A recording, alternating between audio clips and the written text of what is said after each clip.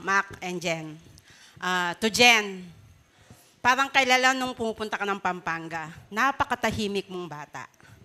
Oh, sabi nga ni Kong Art noon, sabi niya kay ating Josie, kalagunan ning maging manuyang tana yan. Sa Tagalog po, ang ganda pala na magiging manugang natin. Okay. Tapos, dumaan ng mga taon, araw. Pumupunta ka ng Pampanga yearly.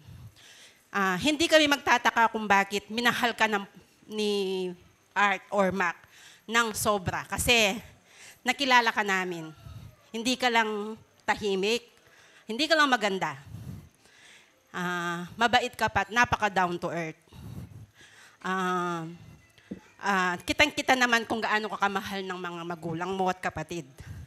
Ngayon pa lang sinasabi namin, kung hindi po namin matutumbasan ang pagmamahal nyo kay Jen, pipilitin po namin siyang mahalin, kagaya po ng pagmamahal namin kay Art.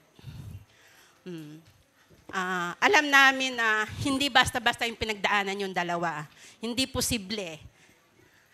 Ginawa niyong posible ang imposible. Jen, welcome to the family. To the Suba and Yalong family. Art, Pok. Balo ko. Ay, Tagalog na pala. Para po maintindihan. Mac. Kung nasaan man na si Kong Art ngayon, alam ko, masayang-masaya siya.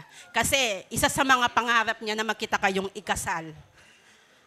Wala man siya ngayon, pero alam ko, masaya. Nandito naman si ating si Mama. Isa ka sa mga suba na tahimik.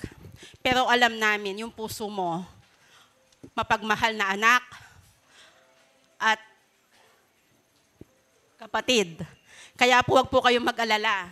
Sigurado po, 100% ako na po nagsasabi, mamahalin po si Jen ang buong buo.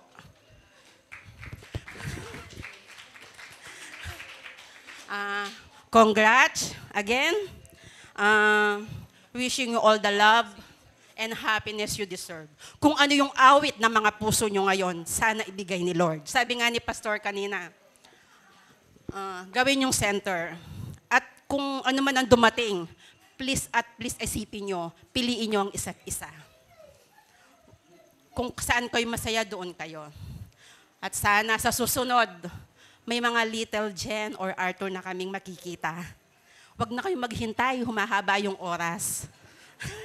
Humahaba kasi sayang naman pa, habang malakas pa, ma-enjoy nila yung mga apo nila.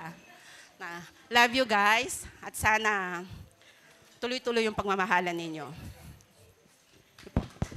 Thank you so much, Tita Emily Suba, our